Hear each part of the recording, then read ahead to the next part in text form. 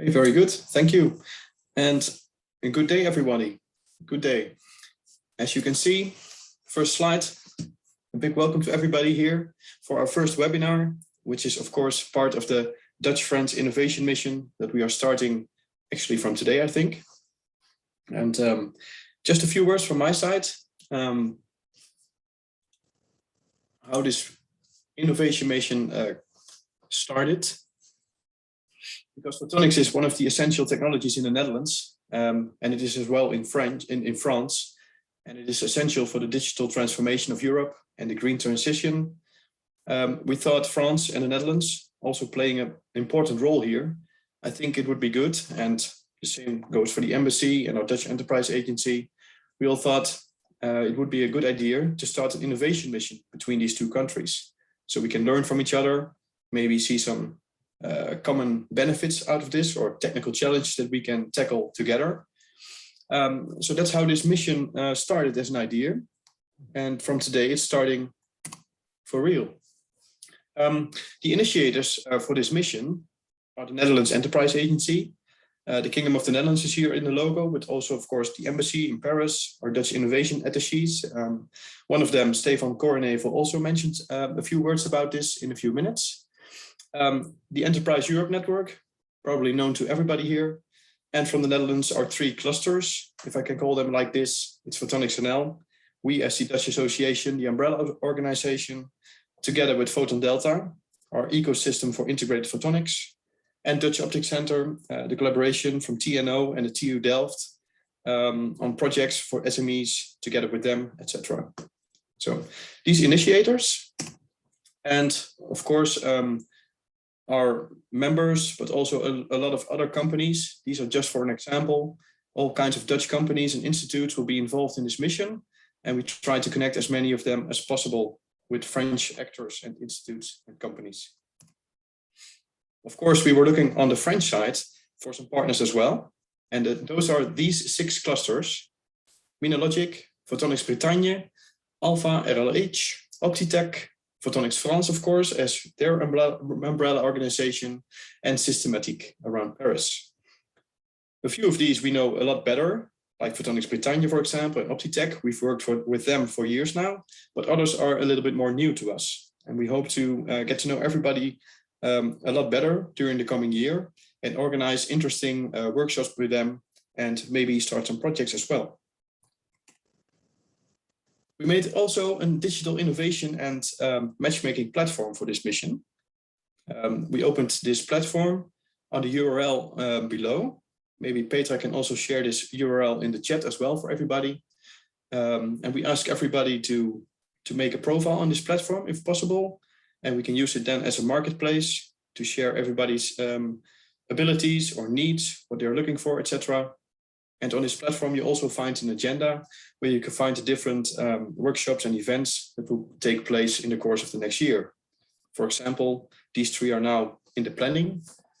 That's the webinar of today. And 1 month from now, approximately, another webinar with Paul Optitech around photonics in security and defense.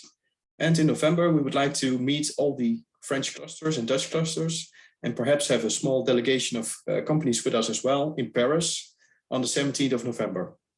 And after that, of course, we hope to develop many more workshops with you and maybe on international trade missions as well, or exhibitions, for example, in San Francisco, Photonics West, or next year, Laser Munich.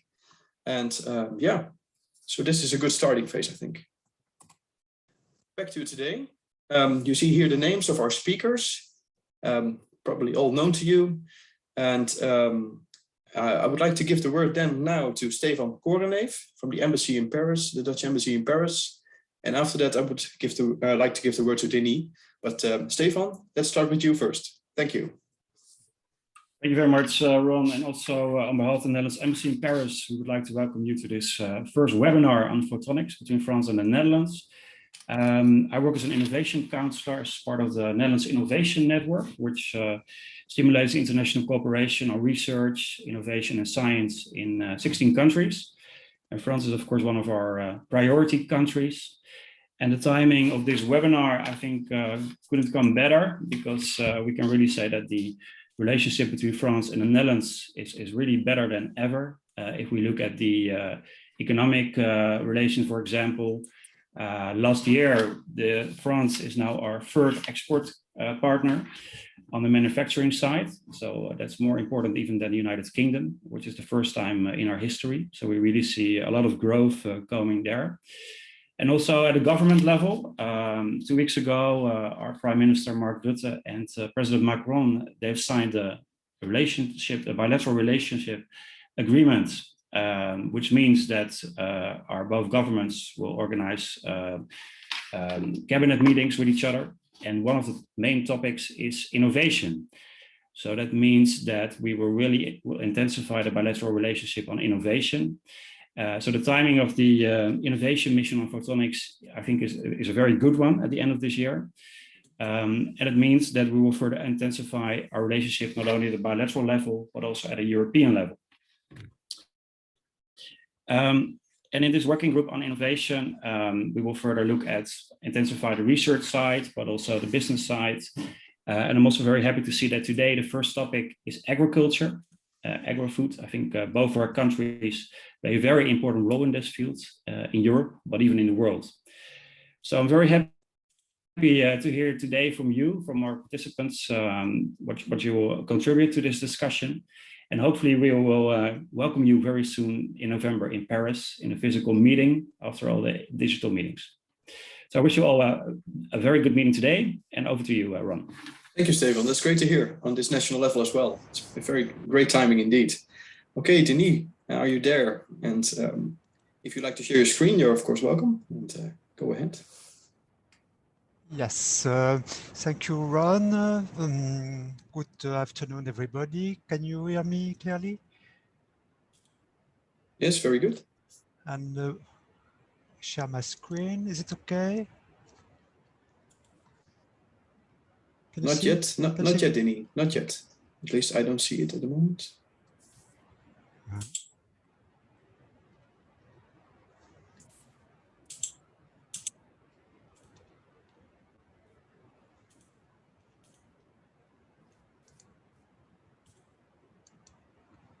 Share. Yes, now it's starting.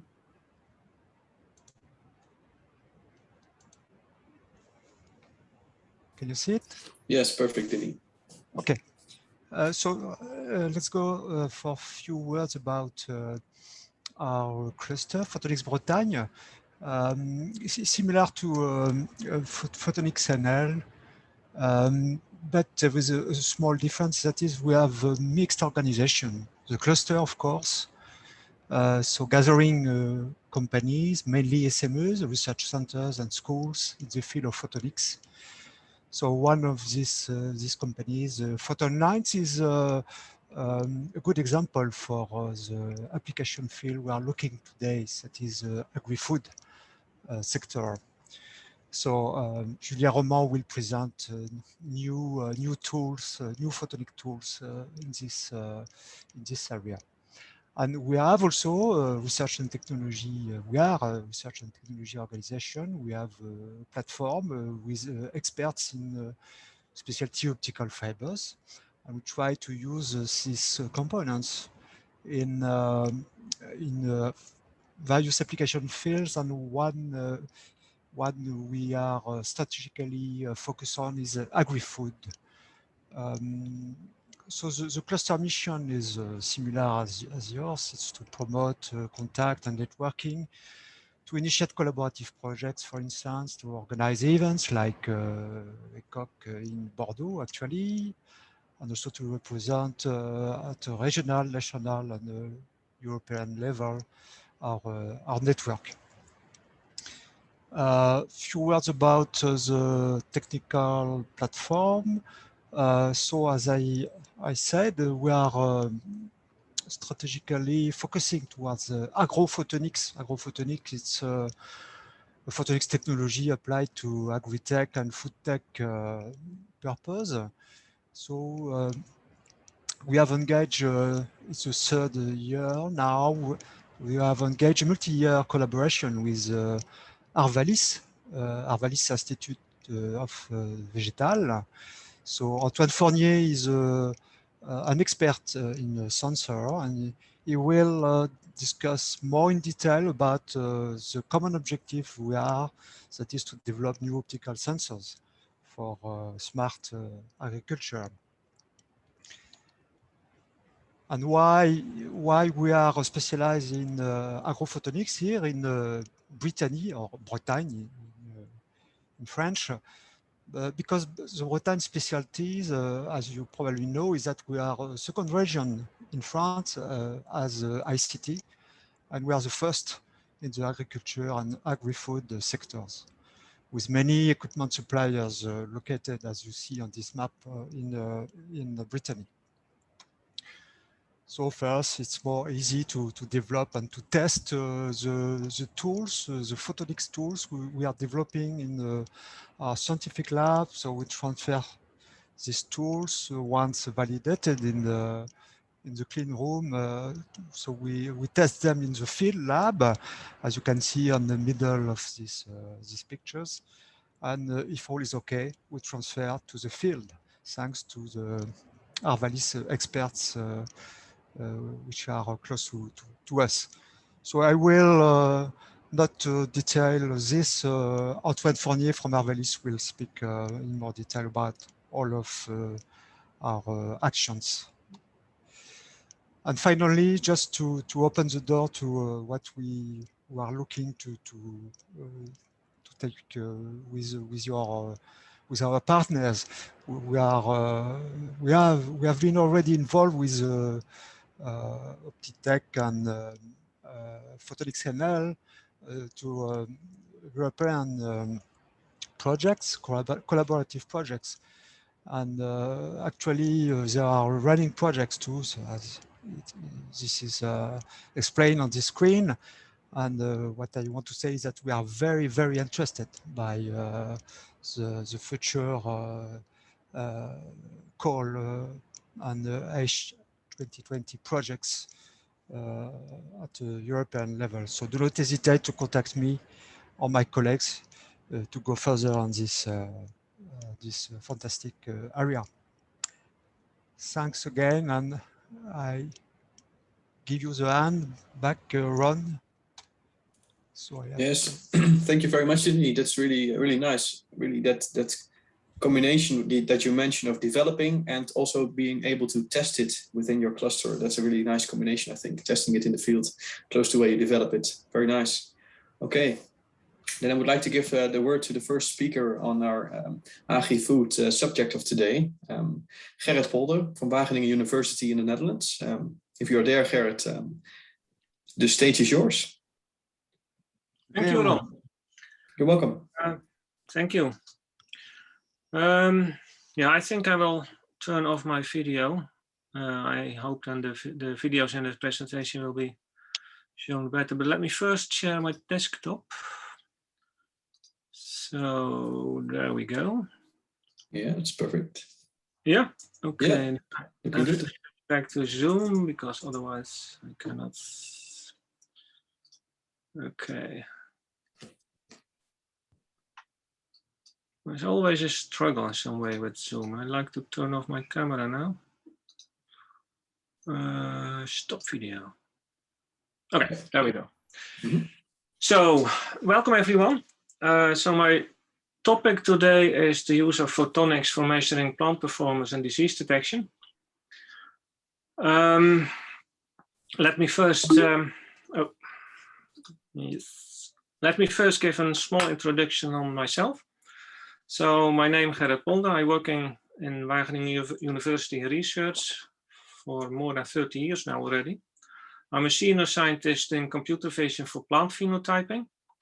And I have a background in electronics and applied physics, and did my PhD on spectral imaging. So the aim of this presentation is to inspire and share applied research projects and ideas as a basis to explore opportunities for cooperation. It's already mentioned by a previous speaker.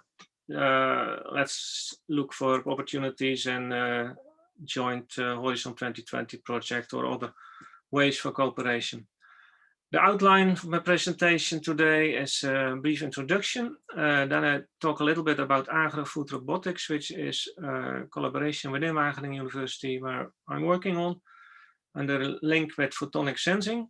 And then I also like to say a little bit about our new plant eco phenotyping center, which is currently just building up, and the role of photonic sensors in this phenotyping center. Then, as I already said, my main interest is spectral imaging, so I will briefly tell a little bit on that. And then I will give some example applications and projects, just to give an idea on what we are doing within this field. And I will end up with some announcements. I was working on this presentation, started last Friday, and on Friday I had like 80 or 90 slides, which is far too much. So I had to remove quite a bit. So I'm just focusing now on the major and most recent research project we are working on right now. So for those of you who don't know where's Wageningen and what's Wageningen, here you see a small video zooming in. So here's our campus in the center of the Netherlands. Wageningen is a city, and we are a university and research center there. Here you see a nice overview of the campus, which was also the background of my video. We are a university plus an R&D center in the Agrifood. So the university just has one, only works on Agrifood. We have no other topics at the university. It's only Agrifood. We're working with industry, governmental authorities, and other knowledge institutes. We have like 7,000 employees, 12,000 students from all over the world. I think in Wageningen currently are almost 100 countries amongst the students. So it's very international. And then we have this Agrifood robotics group working on robotics applied to agri-food, in which 65 researchers collaborate. And the researchers are from all over Wageningen, so working in plant sciences, working in environmental sciences, working in animal sciences, everywhere. But our connecting point is that we are working in the robotics and sensing. To give an overview of what we are doing, here's a small video of this Agrifood robotics field. So let's show that first.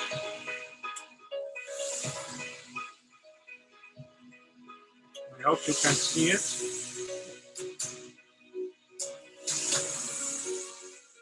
Yes, it's okay. Okay, thanks.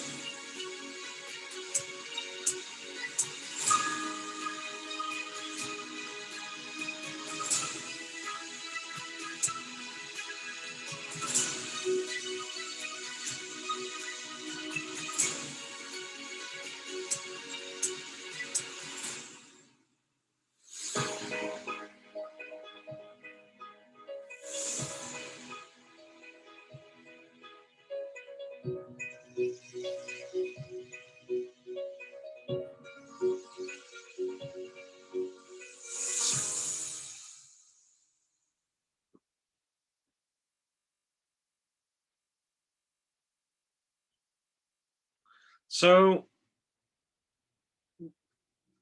to summarize the video, it's agri-food, robotics, sensing applied to optimize production in agriculture, safeguard harvest, and efficient use of energy, pesticides, and water.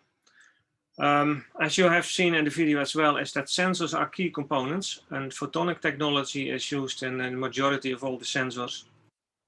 And together with research and industrial partners, we apply and test and validate photonic devices in the agri-food domain and all kinds of projects.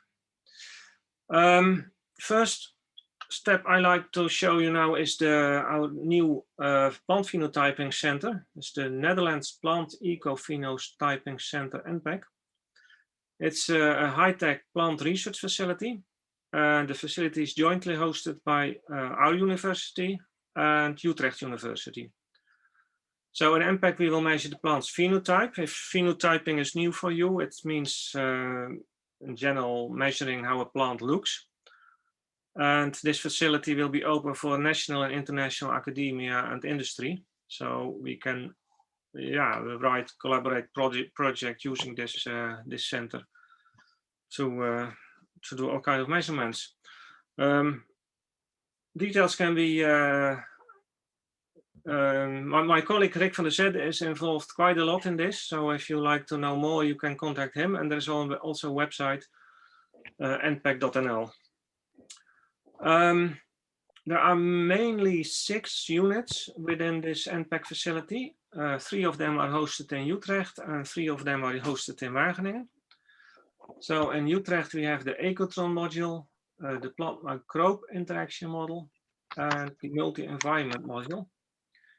And then in Wageningen, we have the high throughput chamber module. This is a climate chamber where plants are grown and measured. Mainly the systems there are sensor systems which are brought to the plants to measure the plants. Then we have a greenhouse module.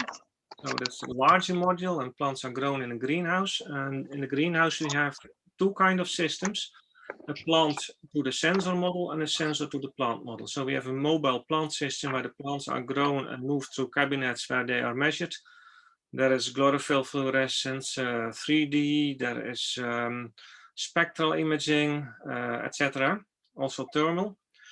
And we have another compartment within the greenhouse where the sensors are moving on top of the plants. So the plants are at steady state and the sensors are moving over the plants to do the measurements. And there we have, for instance, Phenospecs cameras, which gives 3D spectral images. Then we have a number of open field modules with drones and a vehicle which runs through the fields with a large number of sensors to do field phenotyping. Of course, sensors and photonics play a key role in all those modules. I give a few examples. Here are the examples of field phenotyping, the drones. We have 2 of them. One is equipped with a large high-resolution RGB camera, 20 megapixels, so you can very precisely see what's happening on the ground.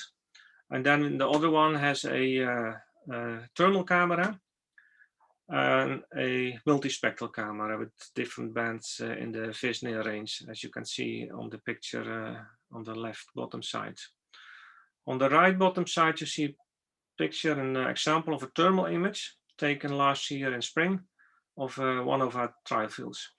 So the color gives the temperature of the crop on the field.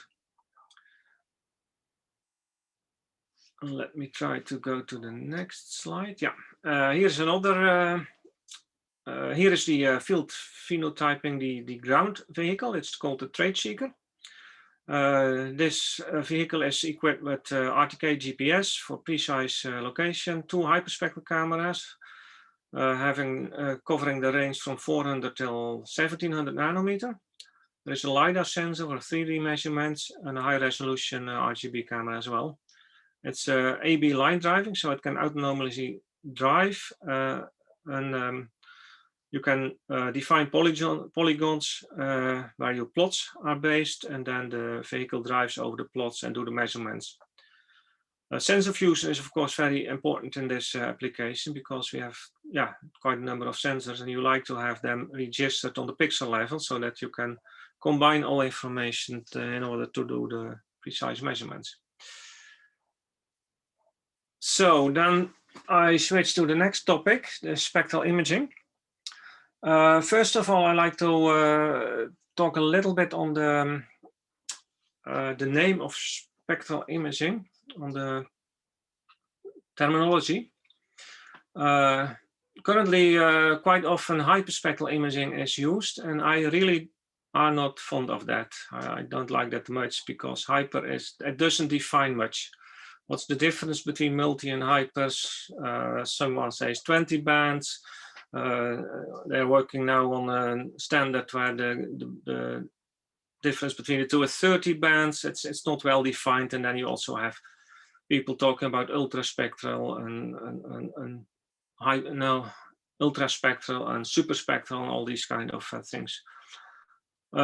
We made a publication where we propose to use a better terminology and use, for instance, just spectral imaging or imaging spectroscopy, which much better covers the topic. Here is a link to the publication, so you can read our ideas there. We are not alone. Here you see the website of NASA from the AVIRIS satellite, and they are exactly saying the same. They are working to use the term imaging spectroscopy instead of hyperspectral imaging. Why do we do spectral imaging, specifically in the Agrifood? Well, spectral imaging is, or imaging spectroscopy, yeah, the name already said, does it say it? It's a combination of imaging and spectroscopy. And with imaging, you can access the plant structure. And with spectroscopy, you can get information about chemical compositions, like the pigments, the moisture, and other things within the plant. We wrote some review papers on that. This paper was by my colleague Puneet Mishra with other colleagues, other authors.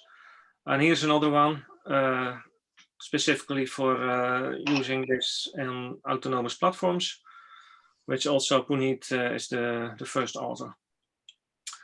Then here you see, as an example, just how the equipment looks like in the lab. It's actually changing over time. This is an outdated picture already. It's improved in some sense already.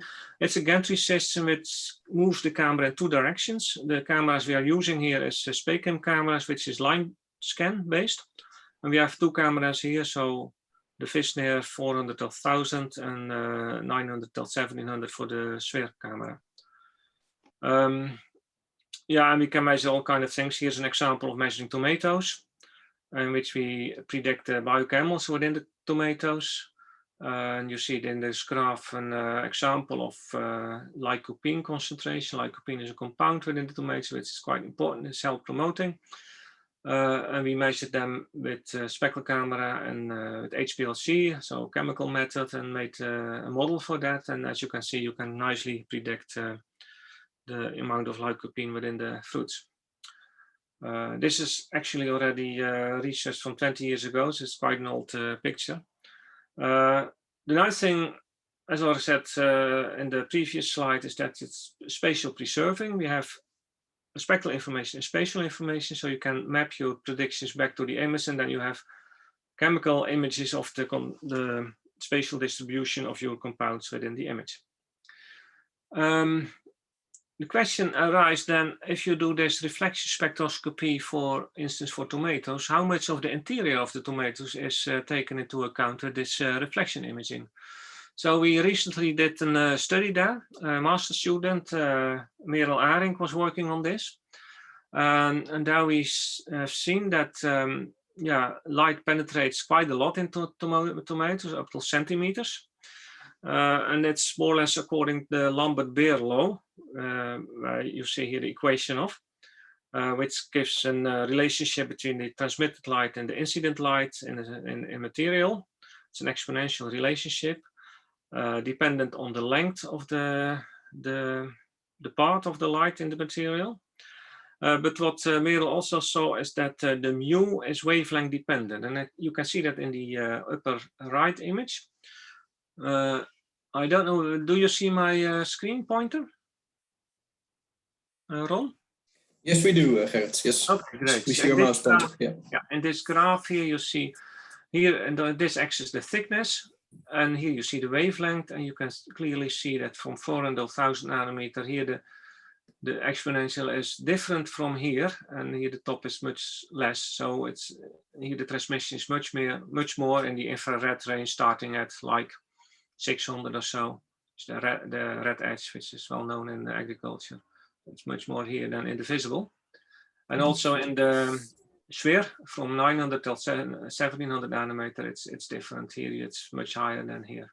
So this research, this study proves that you can see into the interior of tomato with reflection spectroscopy, but mu in the Lambert-Beerlo is dependent on the wavelength.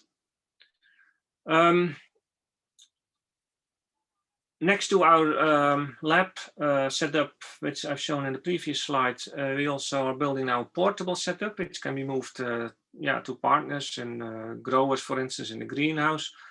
It's a one solution to imaging, model deployment, and real-time decision-making.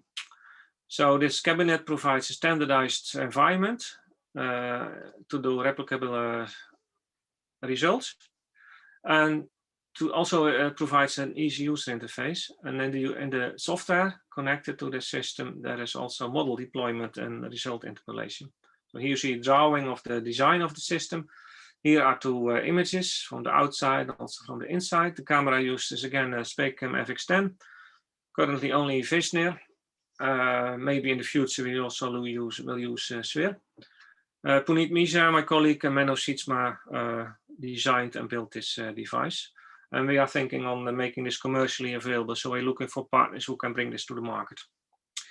Here's an example which we did in this cabinet. It's about the sweetness of cherries. And here you see the cherries which were put into the cabinet. Here's a color picture of that. Put them all in the cabinet along with some reference material. And we did reference measures with the Brix meter, so it's compared to Brix. And we made a PLS model, and here you see the results for the PLS model, which is quite nice in my opinion. The root mean square error for prediction is 0.85. Sorry, this is the model, I think, the cross-validation 0.45. But it's an error in the slope which can be corrected for, of course. Again, you see also the spatial information, so you can also have an idea of the spatial distribution of the compounds within the cherries. And you see, of course, it's a little bit noisy, but you see some cherries which are more sweeter than others within this picture. Another project I like to show is the monitoring of the crop status. Crop growers need information on the status of the leaves, and then the practice for growers is that they remove leaves from the plant during the cultivation, but they don't like to remove plant leaves which are still contributing to the plant. Currently, they do sampling of the leaves and send them to an external laboratory to measure nutrients and other stuff. And the question is whether spectral imaging can be used to measure leaf and fruit compounds non-destructively. This research was done with some colleagues. What we did is we did spectral imaging. It's a couple of years already, so it's not the newest equipment here. This is from Spectrum with the previous models. We did quite a number of leaf samples, also fruit samples, supervised foreground background segmentation, as you can see. So we come up with a mask of the leaf, and then we did an average spectrum per sample. We did reference measures, a large number of reference measures, and we built a PLS model to this reference measures. And then with leave on out cross-validation, we got some results. And here you see one example, very good result for the dry matter content with respect to the near imaging. The Q squared, which is the R squared on the predicted independent test set, independent predicted data, is 0.97, which is very good. This analysis also gives some weights, which gives some idea on which wavelengths are important. So those cameras have a very high spectral resolution. If you like to use this in practice, you have either reduce the spatial information, the spatial resolution, or you reduce the spectral resolution. So you go to point spectroscopy, or you go to spectral imaging with few number of bands, so that this information is very valuable in order to design such equipment, such cameras. Overall, yeah. Do you also monitor your progress on the presentation, please? Regarding the time? Yeah. I'm 23 minutes now, I think. Actually, yeah, I will. You're a little bit over time, indeed. Yeah, I will try to finish in a few minutes. Thanks. So here, what you see here is overall results for all the compounds, like the water, the dry matter content, the leaf thickness, chlorophylls, by the blue. The Visner works better than the orange, the sphere. Where in nutrients here and sugars, the sphere works a little bit better than the Visner. Yeah, the moisture can be seen quite good in spectral imaging. Here's an example where we looked at potato plant with stem and leaves. That's easily can be separated this way, as you can see here. Go a little bit quick now because time. Talking about potatoes, here's another project we did detecting virus diseases. In this case, line scan imaging in this cabinet in order to find potato virus diseased potatoes. We applied deep learning for that. I will not go into details now, but I will go to the results, which you can see here. So this is a complete row of potato plants measured on one of the days, and this actually was late in the season where the plants were very large already and touching each other and growing into each other. And you see quite nice results. The blue is the known viral infections from the crop expert, and the green is the prediction, and you see it's quite good. Everywhere where is a known viral infection is also prediction from the deep learning network, except for here. And we have some false positives like here and here. In the previous weeks, and this is a time series, the results are even better where the plants are not touching each other. This research is published. Here you see a publication in Visual System Design and a scientific publication in Frontiers here. I can share the links with you if you like. In the Horizon 2020 Optima project, we're working on early disease detection. That's our work package. For that, we are using RGB cameras with quite some nice results. We are also focusing on spectral imaging. And for spectral imaging, we first did high resolution spectral imaging. We did the same as I explained previously. We found models for classification and then found important wavelength bands and then searched for a multispectral camera which could be used. So here you see the camera we selected in the end, which is a French camera from Cilios. And we did these experiments in apple scab, apple orchards already with scab and downy mildew. And next week we will visit Bordeaux in France with our partner. We will do measurements in carrots with Alternaria. Here you see an example of the apple orchards, and you can clearly see here in the false color multispectral image, you can see the scab spots, which can hardly be seen in the RGB images. Another EU project we're working on is Stargate in Portugal. Other partners are Germany and France as well. And that's also on sensors and data for high performance phenotyping. Yeah, that more or less finishes my publication. I hope it's still a little bit in time. I have two announcements. First one is we do a winter school on image analysis for plant phenotyping. So if you are interested, it's running in February next year. Here is the link, the QR code. And if you are interested, you can also send me an email. And the other announcement is that we next year in September, we have the International Plant Phenotyping Symposium. It's a very important symposium in phenotyping organized by IPPN, the International Plant Phenotyping Network. And then the official opening of the Netherlands Plant Eco Phenotyping Center take place. So this finishes my presentation, and I hope there's time left for some questions. Just a few then, Gerrit. Thank you very much for your presentation and also the announcements. I think we will also share these, of course, with your presentation, so people can look them up if they like. Is there anyone who would like to ask a question to Gerrit? Everyone can open their cameras if possible, of course. It's no problem for the bandwidth.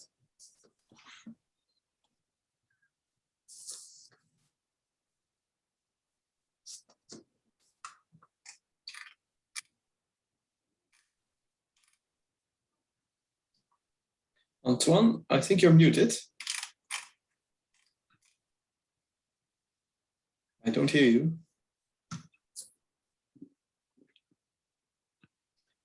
It's a good thing that you activated your camera, so I see that you're talking, but I don't hear you.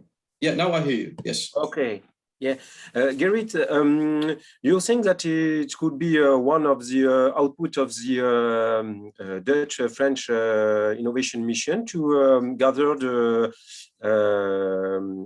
photonics companies to be present and quickly briefed to the EPPS symposium next year, and to brief them about the expectation and the key features expected by agronomists, physiologists of plants, and the phenotyping community.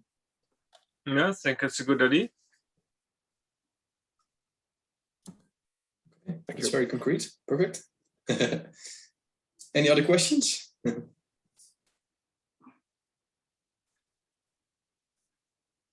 If not, then maybe at the end, or do I miss someone? No? Yeah, you can always send me an email or put your questions in the chat. Exactly. Yeah.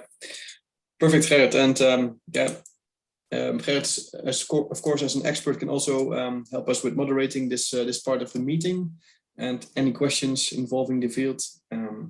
So Antoine from Arfali, we're already here, and the stage is yours for the second presentation. Okay, could you hear me and see my screen? Don't see the screen yet. Okay. Yes, now it's starting. There it is. Something to move. Okay. All good, Ron? Can I go? All good. All good. Yes, go ahead. Perfect. Thank you. Hello, everyone. And I'm Antoine Fournier, photonist and specialist in innovative phenotyping at Arvalis, and animator of Agrophotonic partnership between Arvalis and Photonics Bretagne. I will present activities of Arvalis and Photonics Bretagne activities in Agrifood, and a few considerations about what are the forces of a French-Dutch couple to make agrophotonic solution, and what are the challenges for make it happen. But before, I would thank you, every one of you, to be there, and Photonics NL and Photonics Bretagne to organize this event. Arvalis is a French applied research institute funded by farmers and working on technical innovation for potato, cereal, maize, sorghum, fiber flax, and grassland. We exploit several high-throughput plant phenotyping platform and phenotyping tools. Phenofield, that you can see here, which is a setup of a gantry moving a multi-instrumented head over a real field that can be covered with greenhouse to control natural irrigation. Phenomobile, V1 and V2, who embed the same instrumental head, but for different size of crop. Here, V1 for cereal and wheat and low crops, and V2 can reach higher heights to cover maize and high height crops. Alfie, this one is a light version with the same sensors, but mounted on a tractor and for less expensive because it is not fully automated. And UAV are mounted with multispectral and thermal camera, and also high resolution RGB cameras. All of those setup provide data which are processed through a common data processing pipe, which is whom main contributor is the CAPT unit in south of France, where is the star here, Avignon. And we share this data processing pipe with other phenotyping platforms from Phenomen Phasis network of plant phenotyping platform. Arvalis also deployed or contribute to better valorization of several instruments aimed at high definition phenotyping in the field. For example, the CAMScan here is a 3D scanner of the maize kernel, and we count all the grain and their repartition, and if they have some illness. And because it is one of the key components of the yield for this crop. The mini-RIS, it is a commercial scanner sold by an American company, but we develop applicative toolbox to estimate and work on the repartition of biomass, to modelize it and to make the assimilation into models of captation of nutrient by plants. Literal is a pole handled by a man, and with two cameras by stereoscopy, we can make elevation map of the crops and also identify the counting the ears with some machine learning. And it allows also to easily taking account the important component of the wheat yield. Many of the developments are made on potatoes, on fields, but also for processing, on grain, and at harvesting of different crops. The main utility of this instrument, high definition instrument in the field, is for vegetal physiology reference data. Their main application is to make cultivar recommendation per pedoclimate to the farmer.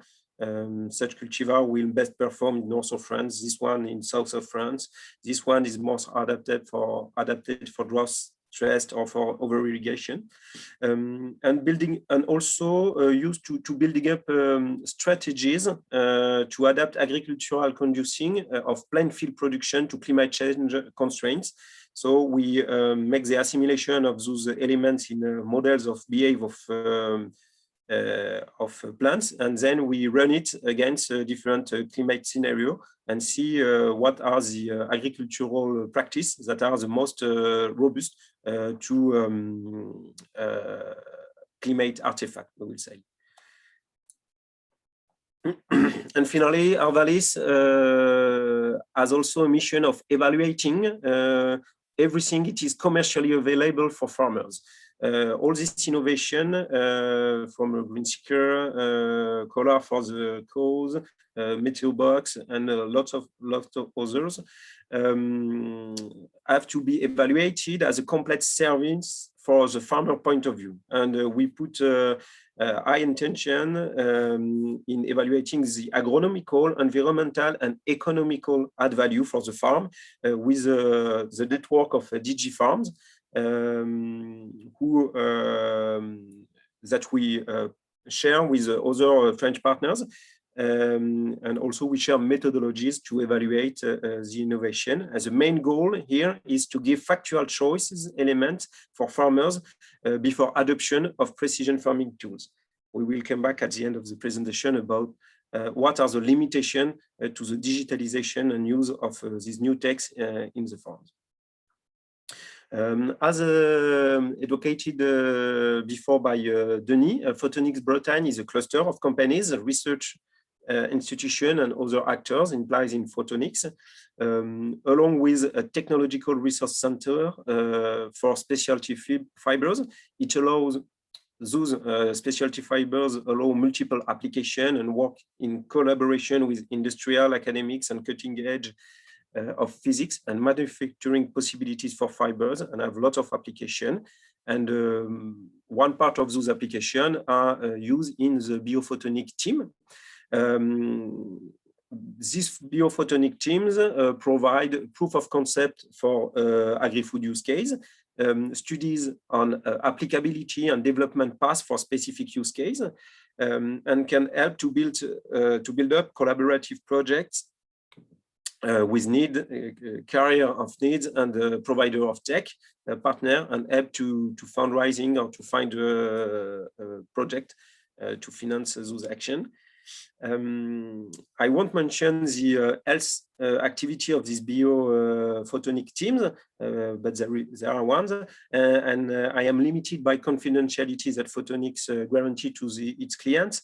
But what I can say is that they have notably worked on detecting adversarial or toxic component on sorting line of vegetables, detecting status of eggs of meat, detecting fruits and vegetable maturity on the go for harvest decision, and assessing conservation of emulsion, for example.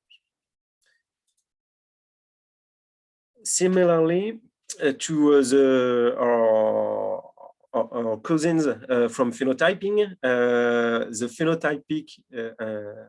the agrophotonic suffer from a dilemma. For phenotyping, it was presented in a good paper from our colleague from Wageningen. And this agrophotonic dilemma is based on both diversity, one between use cases by species, because if you talk to the wheat farmers, to the potato farmers, they are not the same, they are not weighting the same info. By sectors, if you cultivate seeds for planting, it's not the same that seeds to feed.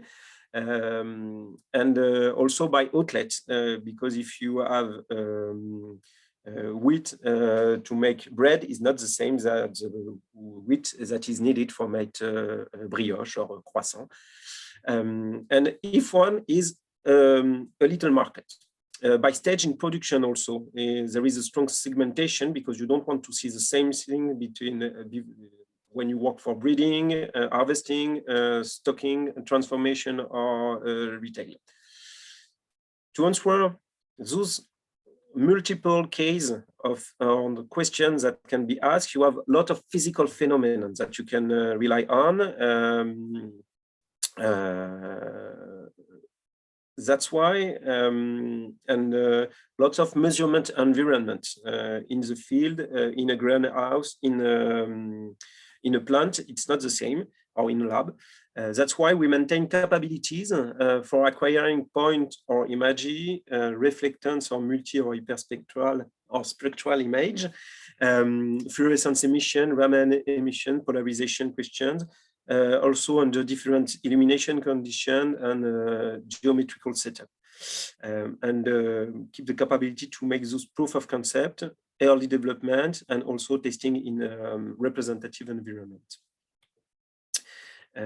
This very strong segmentation of market also keep our attention on identifying a viable business model for each foreseen solution, and a perennial solution for both the continuity of tech and also the adequation to real-world application constraints. To sum up, Agrophotonic provide services for phenotyping operators. We can calibrate reflectance standards for the field reflectance measurements, sensor calibration or characterization if ever you have doubt about some specs. I want to document your tools. We can formalize a need in photonics world, and also produce a proof of concept that you can reuse with Photonics company to let them speed up and de-risk the development effort. For sensor and instrument developer and seller, we can also speed up the development at intermediary stage by providing environmental protected lab space accessing to real outdoor vegetation scene. We can test and validate plain field instrumentation for its use for vegetal experimentation and also for experimental use. Then we provide a fast feedback expressed in terms on technical specification, which always aimed at speeding up and de-risking the development cost. We are seeking for new sensor and application to test to fasten their adoption in France for plant science, agronomical research, and farmer market.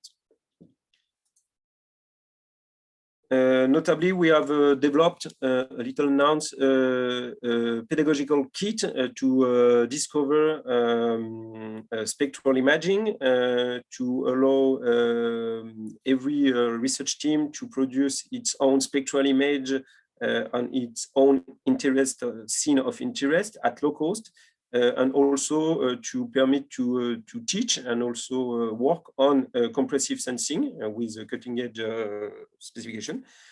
Several universities are already engaged with us and will buy it by the beginning of the next year. And you can join the community and we will try to make them shared this common work.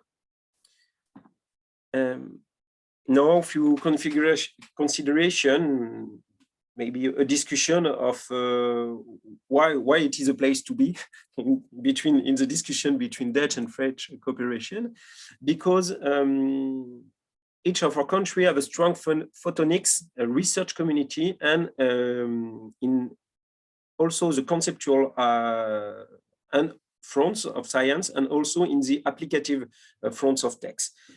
Strong and dynamic industries proposing photonic solution quite rapidly, and Wageningen it's an example of that.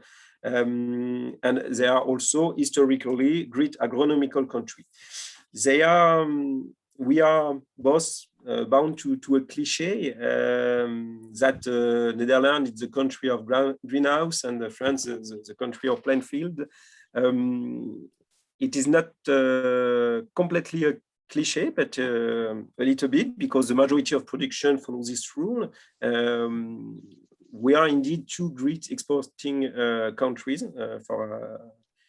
and it is not, this cliche is also a little bit true because we believe it. Agro-equipment providers, including we photonics industry, often conceive our initial use case on those domestic environment. And if I may go over the time allocated. Yes, of course, Antoine, no problem. Thank you.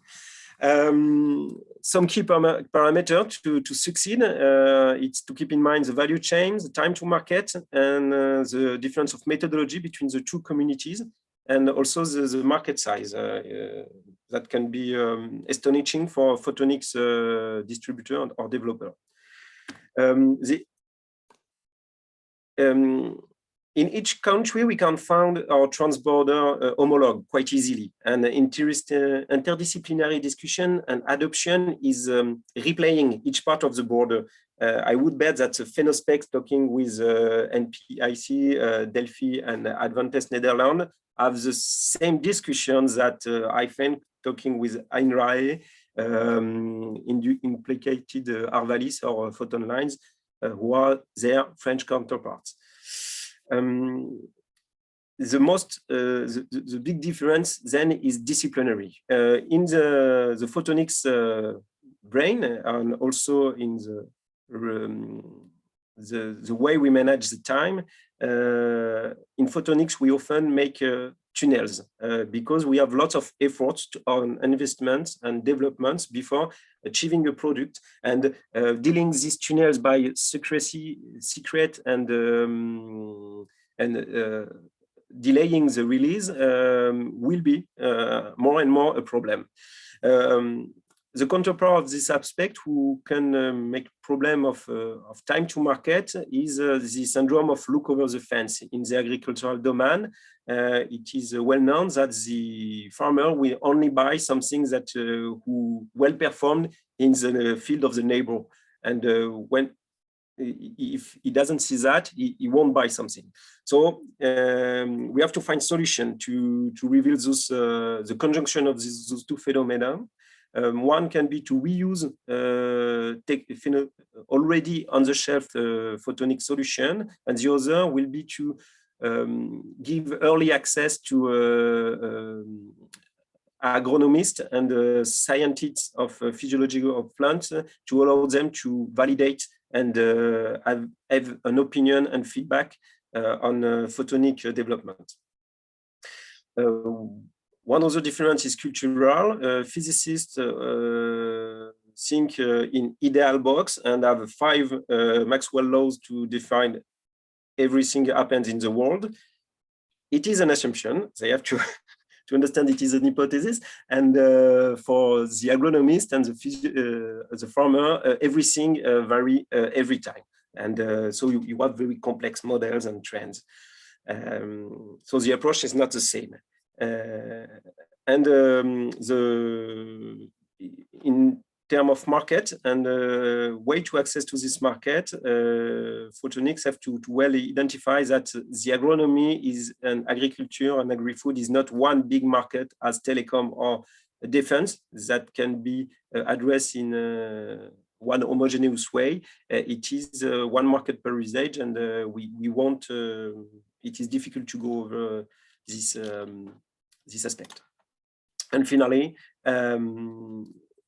one reflection about the value chain, it's that we can make in photonic sensor type, but we have to be integrated in a complete service. So the product, the sensor here can be the key parameter to be embedded. It's the SDK quality, overall usability, openness and transparency, and metrology of potential trace. We have to build up confidence to the integrator.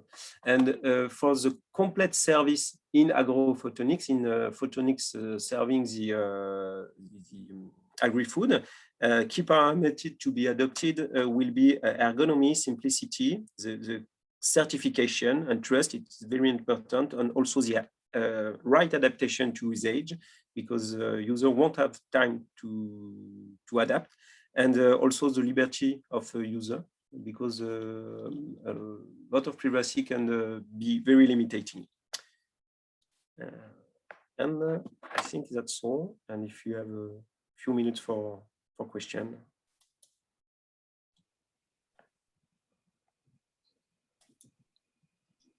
Thank you for your attention.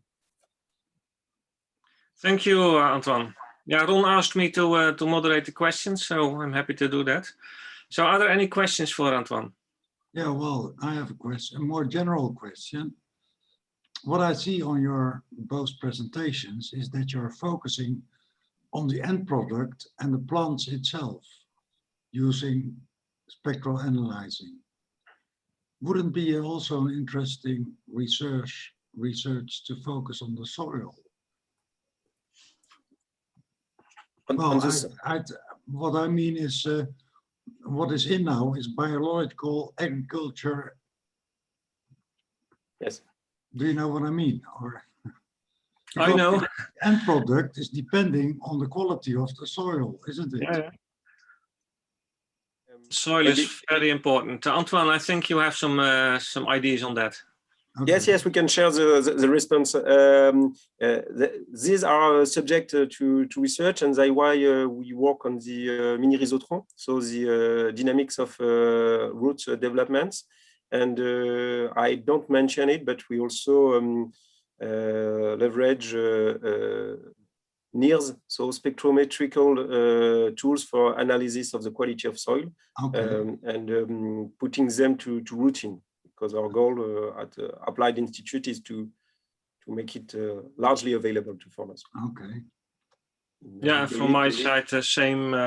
We are doing quite some research as well in soil. You can do with spectroscopy. You can measure soil quality, but also other techniques are used. For instance, we have a project running now to see where the tubers within the ridges in the field from potatoes. But yeah, that's not photonics, that's inductance tomography. So other techniques in use as well.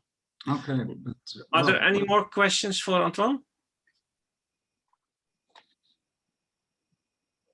Okay. Yeah, just a comment. I really like your low-cost spectral imaging kit, Antoine. That's a very, very nice idea. I have a colleague who did his PhD on a single pixel spectroscopy, single pixel spectral imaging for medical applications. So it's, but I like the idea.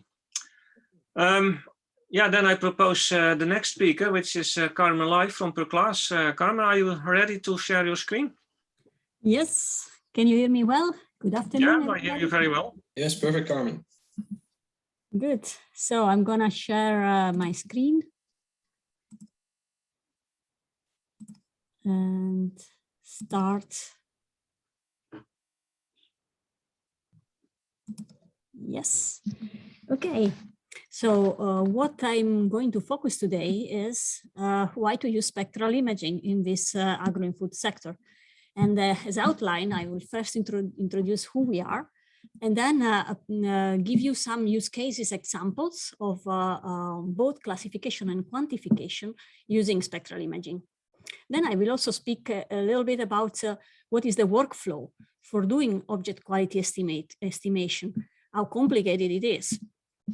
And speak also about how to deploy solutions in live systems. For example, on the nice robot that we saw in the slides of Gerrit, or on a conveyor belt, and some conclusions. So let's first start with who we are. I'm one of the founders of PerClass. PerClass BV is a spin-off originally from TU Delft in the Netherlands. And we have over 14 years of experience in industrial machine learning. And in 2018, we introduced a specific software product for spectral imaging. And that is a user interface, PerClass Mira. Actually, our customers told us that it is the easiest user interface for spectral imaging, and it has real-time deployment. We will see a little bit then what this means. But first, let's see what, well, I don't think that I need to explain to you, to this audience, what spectral imaging is. I liked also what Gerrit was saying about how to call it, hyperspectral, multispectral. I like spectral imaging indeed, as a single, or imaging spectroscopy, as you mentioned, as just one word. This is a rich data, basically, that has for each pixel a range of wavelengths. Now, why it is important is because here you see a RGB color image of French fries and only one spectral, one band of the spectral cube of the same data. Now, with spectral imaging, what we can do is that what you see here is the decision of a classifier that highlights the defects on the French fries. The red is rotting and green is greening, a very serious defect that is not visible, as you see, but can be seen indeed with spectral imaging. So spectral imaging, it is actually enabling to see what we cannot see with standard vision. Now, the focus of my talk is how to make use of this cube. So how to go from a spectral imaging cube into an application-specific interpretation. And to start with, what do we mean by spectral image interpretation?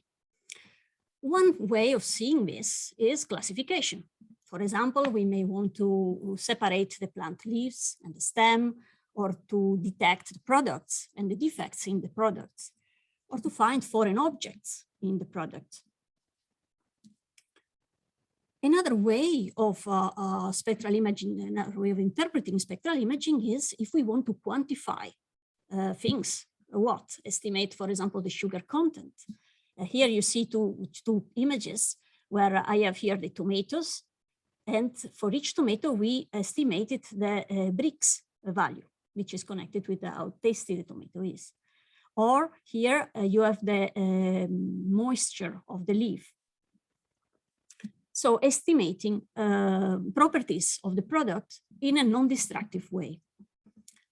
A third way of interpreting spectral imaging is using visualization techniques.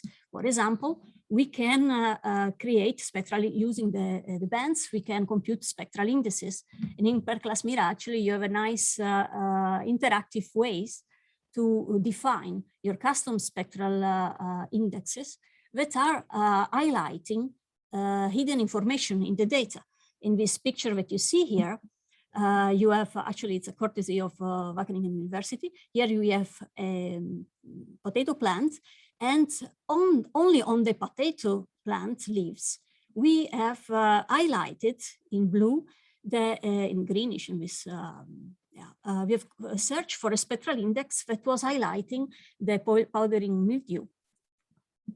So it could be really a nice way of searching for hidden information in the data. Now, coming back to my promise of showing you some examples, we focus first on classification use cases. Now, what is, for example, possible with spectral imaging? Here is data using data from SpecImFX cameras. We have put together different types of seeds and labeled them and creating a model that was distinguishing the different types of seeds. And then on this test image, you can see the result of the classification. So we are able to detect the different seeds and nuts. Another application is detecting white plastic in mostly white food products. Here we see the hagelslag. They're very popular in the Netherlands. And here there are some pieces of white plastic and some semi-transparent plastics. And with spectral imaging, it's possible to identify identifying these outliers, basically these foreign objects.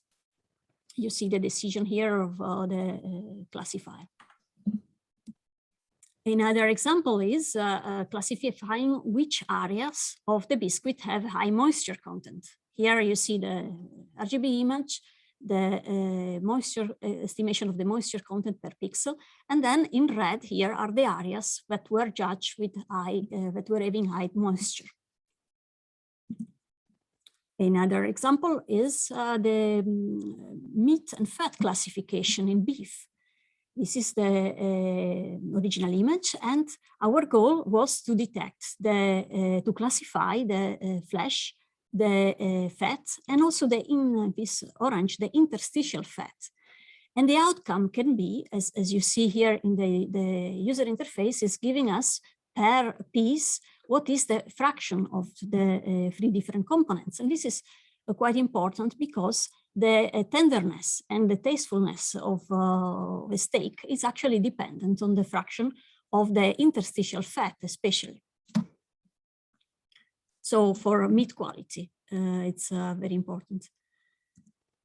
Or here we see an application done with the Ultris camera, a snapshot camera, fully snapshot camera of where we looked for foreign objects in the minced meat. And you see the objects popping out. And then back to my original illustration, we have the French fries, where we can estimate the per pixel the disease or the goodness of the French fries. But this is not only what we need. Well, if we want to bring this to really sort the French fries, what we need is a decision per object, because we want to take, for example, the piece that has a lot of greening out. And in Mira, you can actually, in Per-class Mira, you can set some custom defined rules that, for example, says if the fraction of green or of rotting in the object, in the French fries, is higher than, I don't know, 20–30%, whatever is the threshold the customer wants, then the whole piece gets certain label and can be removed. So we have seen an example of classification. Now I like to focus on example of quantification. One example is estimation of Brix and acidity in the tomatoes. And you see the regression where the estimation is actually done per object. And the interface gives you the bounding box, the size, and the value of the Brix per tomato. Here is another example from our partner, Hedwell. They estimated the value of Brix in oranges simply by looking at the track passing under the MVX camera, their new very compact veneer system.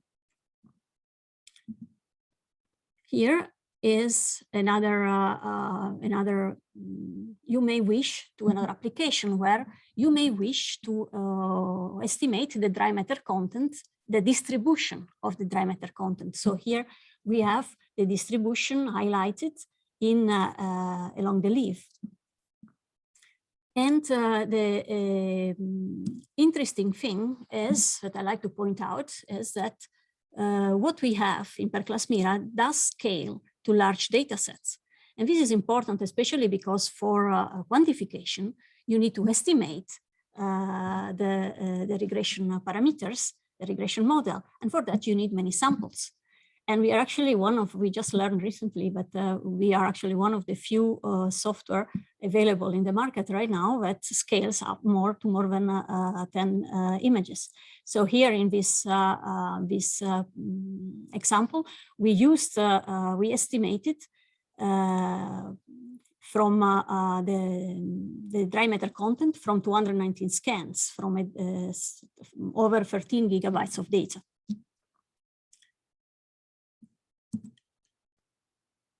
Another application is the estimation of the mixing proportion. Here we had a Petri dish with a mix of flour and sodium, and we were estimating the mixing proportion, this time using a Cilios multispectral camera. So I hope that with this, I've shown a few examples, especially for object quality estimation with spectral imaging. It's possible to really do a lot of a type of applications. We have seen Brix, acidity, limonene estimation, but also fruit firmness, moisture or dry matter content, fat content in meat, protein content in animal feed, estimating the stress of the plant, nitrogen content, metal surface conditions, or the mixing proportion in a compound. For example, on spices, are the spices really what they are supposed to be, or they are adulterated with additional materials? It looks the same, but they are not. So spectral imaging enables us basically to move from at-line quality check a few times a day, which is something that is happening right now, to full inline quality analysis. Now, how complicated it is to do this? Our goal as Per-class is really to empower as many users as possible to do these things in a simple way. And I will show now a simple workflow example for doing object quality estimation. First thing we need is to build a pixel classifier. So here you see the interface of Per-class Mira, in which we have a picture of a tomato. Our goal in this illustration is to estimate the Brix of the tomato. Now, the first thing is to build a pixel classifier. We want to give some examples. So what you see here is the labels that we provide to the software. We label the background, we label in green the tomato. There was a defect in this tomato, so we also label the defect and the reflection. Now, with this ground truth information, we build a pixel classifier. And simply by clicking this model search, the interface finds a model that is able to do this classification and provides you the outcome. So here you see the per pixel decision of the classifier, where it's the tomato and the different parts are highlighted. Now, we want to do, we need to segment the objects of interest. And in our case, we are interested in the tomato. So we run the segmentation only on the tomato, and we get the labels of the tomato. So here you have one tomato in violet, another one in like bluish. Now, to estimate the sugar content, we need to first provide the ground truth. So we need to annotate the objects with their real Brix value. We can do this manually, one by one, but especially you need a lot of, if you have a lot of data, this is also not convenient. So you can also import your annotation directly from Excel to your images. And then with this, you can train the regression model. Here you see the plot, the regression. And in Mira, you can actually choose to select some images. The red dots are the images that were used for training and for estimating, so the parameter. And in green points are the images that are used for testing. This way, you are sure that you are not over training the estimation, and you can see the value of the statistics. So you can get, you know how good you are. Carmen, can you finish in 3 minutes? Yeah, I'll do my best. Okay, thanks. So next, we need to apply to new objects. So you can provide a image, and on each new object is the value is estimated, and that is done in. So this solution is done in few minutes, in minutes basically, and without programming. Now, the last part that I want to highlight is, once you have a good solution, how do you bring it to deployment? What does it mean? I build a model that detects defects in French fries. How do I run it on my conveyor belt? Then for that, we also have the per class Mira runtime, and that enables it's simply a C++ interface that you can use to apply the model on live data stream, providing the results both per object or per pixel, depending on what the user needs. There are two ways of integrating the runtime. One way is to integrate yourself. So simply using our simple API, which is provided both for PC or NVIDIA Jetson, or to use already integrated products. One example is the Edwell MVX system, which integrates the Mira runtime and can directly drive it as an embedded unit and can directly drive the actuators. Another example of already off-the-shelf hardware is the Pleora AI gateway that also integrates the per class Mira runtime and can drive the actuators simply can be configured via standard eBus. So you see here the pills are running, and the classification is streamed live on the stream of data, the live stream of data. So I'm here to the conclusions. I hope that I show you how hyperspectral image enable many applications in the agri-food sector. And I also show you how per class Mira empower its users to develop robust interpretation solutions in minutes, and how these solutions can be deployed to live data stream quickly using off-the-shelf components. So at per class, we really believe that the move from at-line quality check a few times a day to full inline quality analysis is really becoming a reality. Thank you. Thanks, Carmen, for the nice presentation. Yeah, we collaborate quite some time already. We are using Mira and also per class quite a lot in Wageningen, and that's really a great product. Are there any questions from the audience?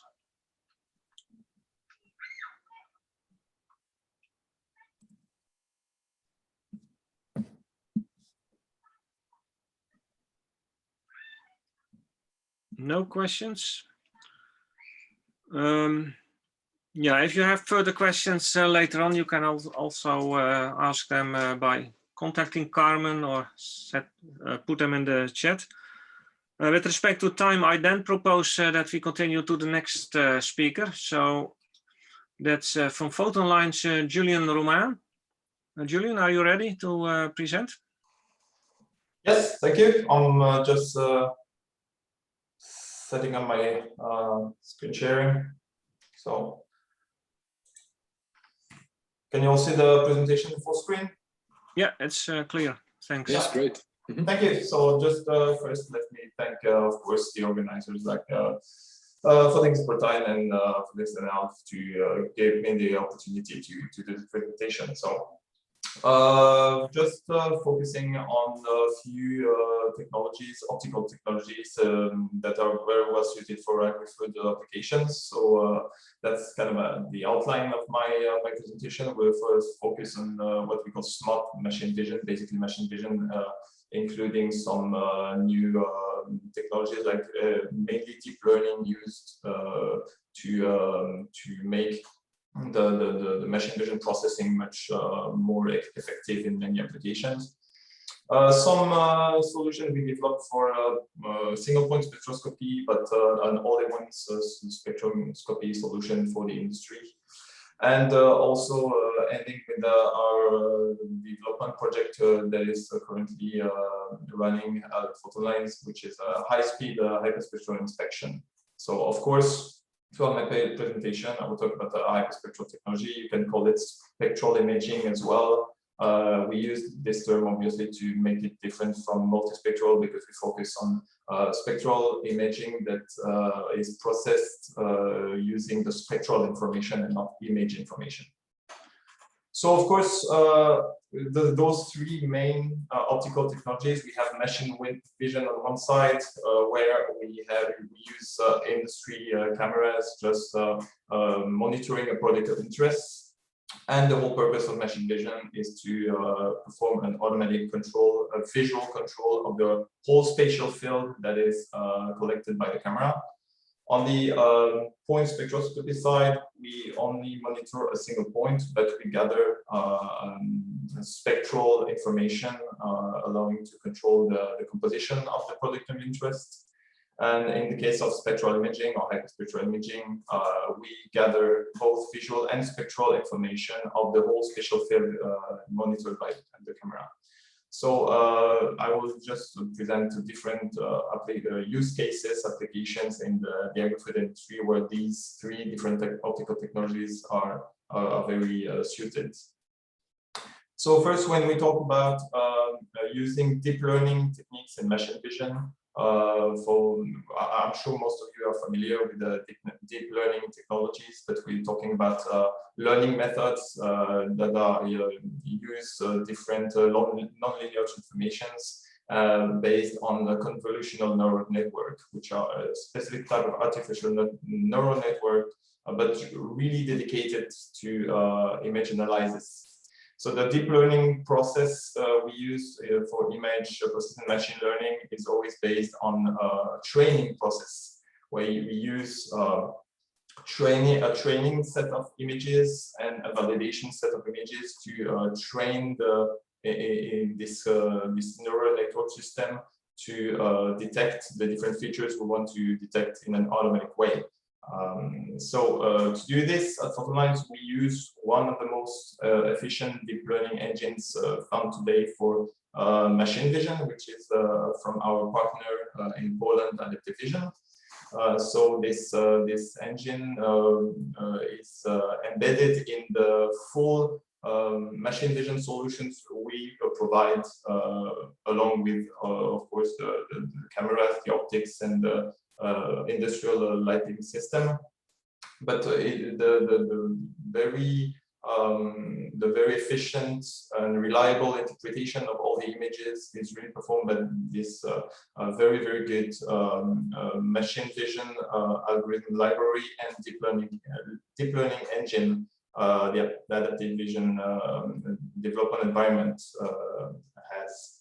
So you have listed here the different deep learning algorithm that can be used in machine learning.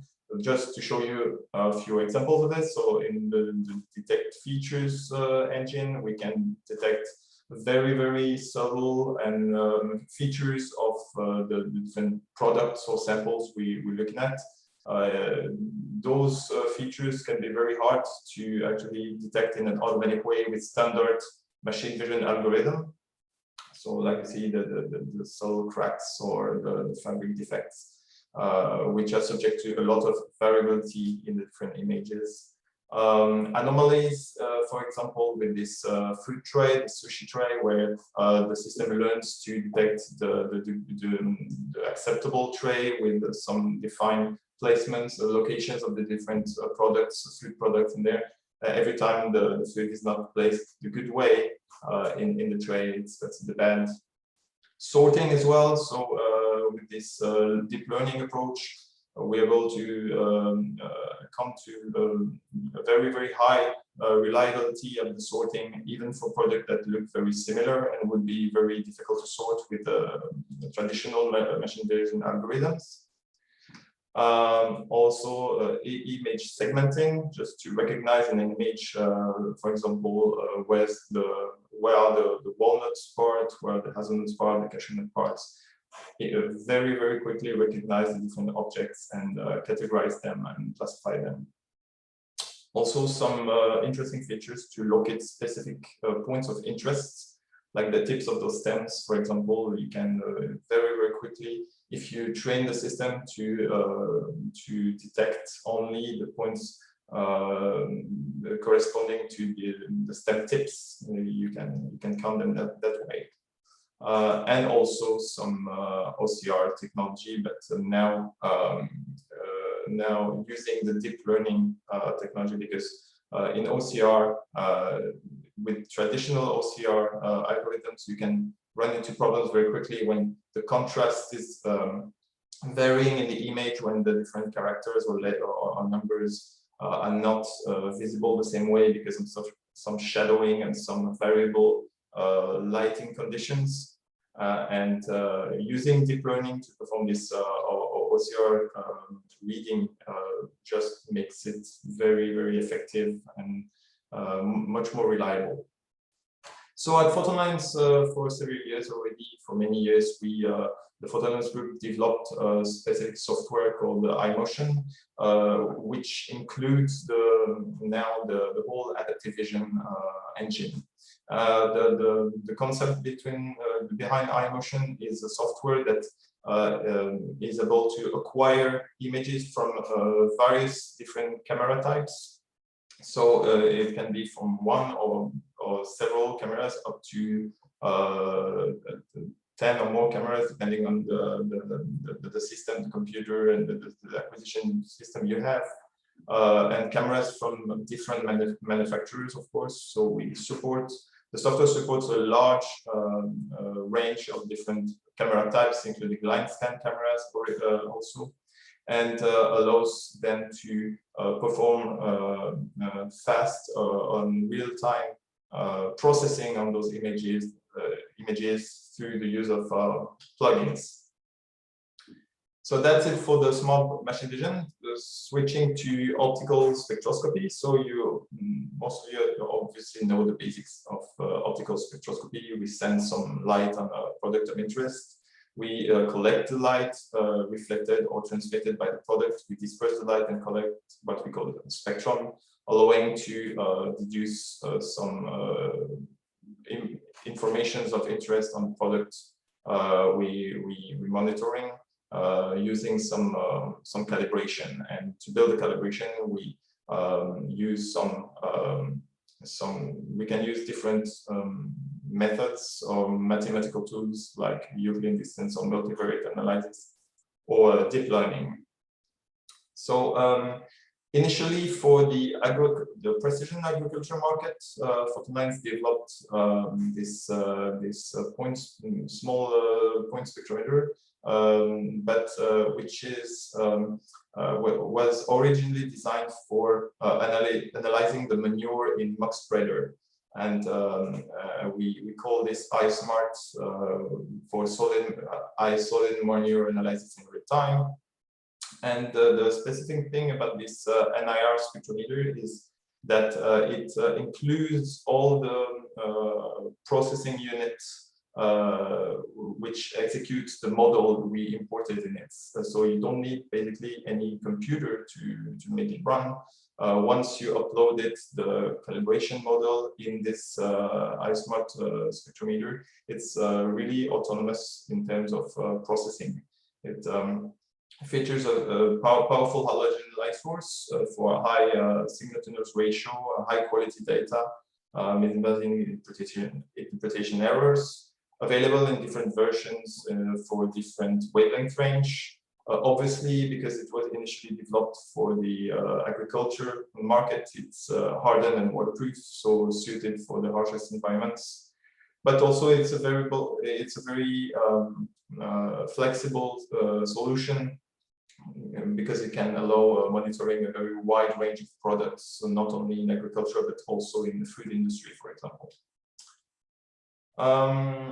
Switching to spectral imaging. So, of course, as I mentioned at the beginning, the specific interest of spectral imaging is the loss for spectral and visual control of the whole spatial field scanned by the camera, as opposed to machine vision, where we only have visual control, and point spectroscopy when we have only spectral control on a single spatial point.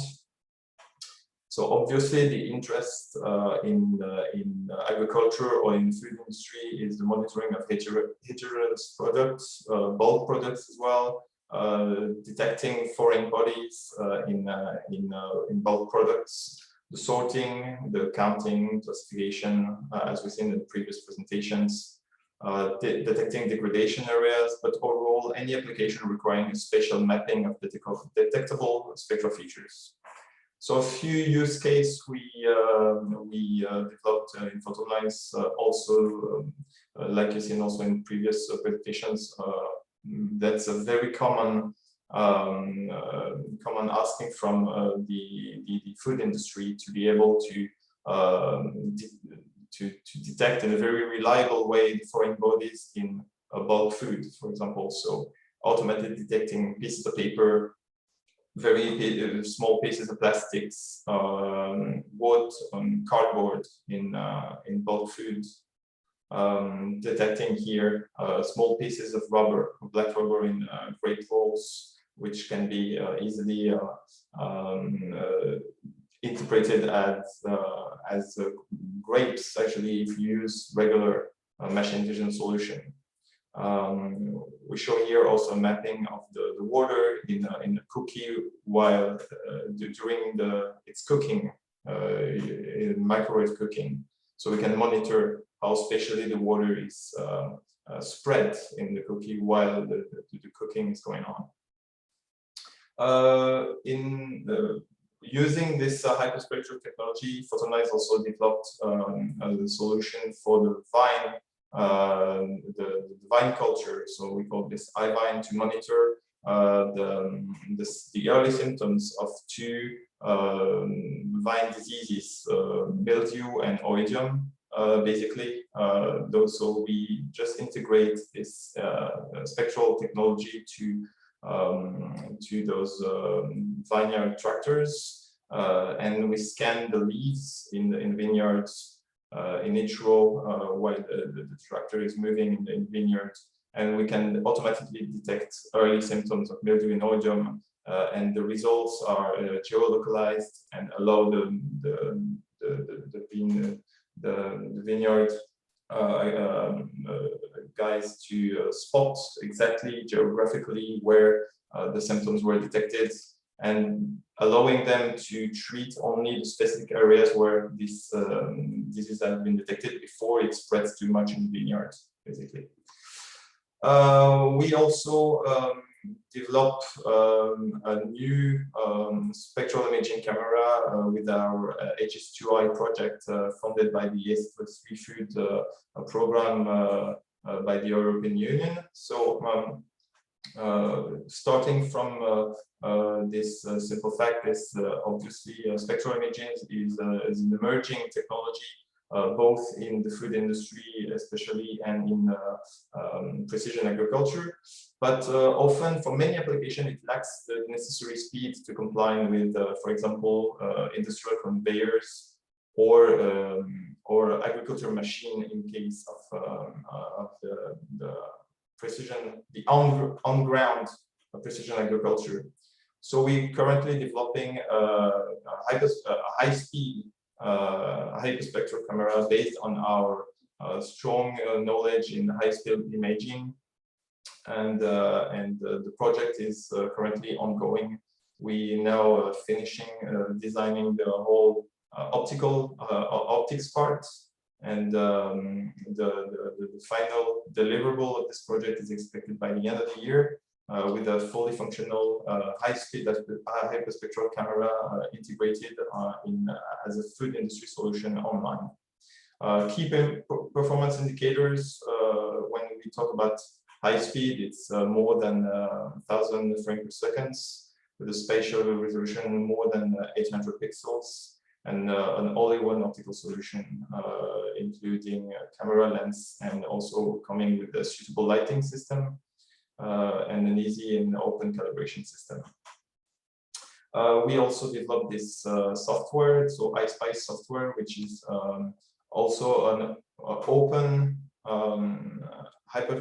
hyperspectral processing software, so that will be progressively able to process data from various different spectral imaging material, full control on HEC systems, camera plus mechanical stages, advanced detective option, visualization options, and calibration functions. For the moment, it's compatible with resonant spectral cameras, but soon it will support other manufacturers, including our own high-speed HSI camera, of course. Thank you for your interest. So if you're, of course, interested in our optical solutions, we're constantly looking for partners, either for sales purposes or development projects. And here you have the different contacts in our company in case you're interested in our solutions. So thank you very much again. Thanks, Jolien. Very interesting presentation. I see a lot of opportunities for collaboration. Are there any questions for Jolien?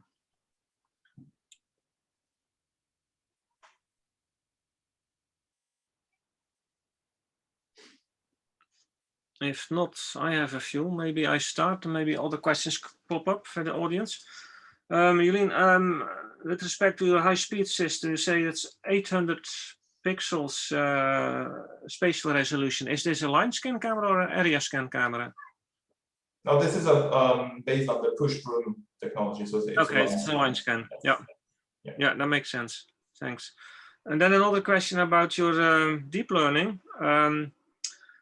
Yeah, in agriculture and for deep learning, you know, you need a lot of training data, and in agriculture, that's sometimes an issue if you look, for instance, for diseased leaves in a vineyard. It can be that there are not so much plants affected, and that training data is a little bit limited. How do you cope with that? So one of the main interests in the specific deep learning engine we're using from our partners at Activision is that the effectiveness of this deep learning engine also lies in the number of training images we need to achieve a good results and a high reliability in the resulting model. With most of the let's say the competitors, other deep learning engines, for you take any use case that will require, for example, 100 images to have reliability more than 95%, for example, for the same use case. Quite often with this adaptive vision deep learning engine, we'll use not more than 10 or 20 images to reach the same reliability of more than 95%. So it is just about how the deep learning engine is built, how it is structured, that makes it more efficient in terms of the number of images you need to reach a certain degree of reliability. In the case of the vineyards, we didn't use deep learning at all. It's just relying on the spectral model from the study of the spectral data we collected on the vine leaves. Thanks. Yeah, for the deep learning, it's impressive that you can do this with tens of images. Really, the vineyard case. How early can you detect the diseases? Is it well? It's so in the case of the wine cloud project for detecting mildew and oidium. So not that early, because we studied that in depth during the projects, how early we can really accurately or with a good certainty detect those symptoms of mildew and oidium.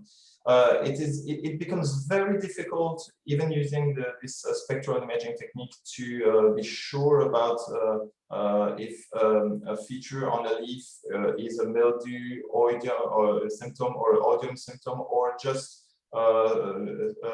some feature due to some other kind of stress the plant can live. So it's not that early in terms of from when someone knowing how to recognize the mildew and oidium symptoms can actually detect it. But it's early in terms of when we detect the first signs before the mildew and oidium have time to really spread geographically. So obviously we can already see with the naked eye the small signs of mildew and oidium when our system can detect it. But you know, in very, very large vineyards, when people spot mildew or oidium, it's often by chance, because they don't visually look at every plant in every row of the whole vineyard. But the tractors for various treatments, they go everywhere. So we take this opportunity, because the tractors go really in every row and go everywhere in the vineyard, to provide this solution to make sure that all the rows in the vineyard are scanned.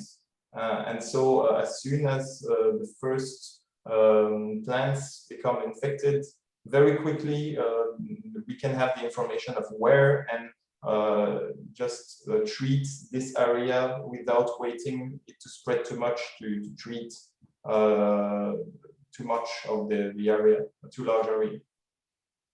Yeah, thanks. Yeah, that makes sense indeed. In the meantime, are there more questions?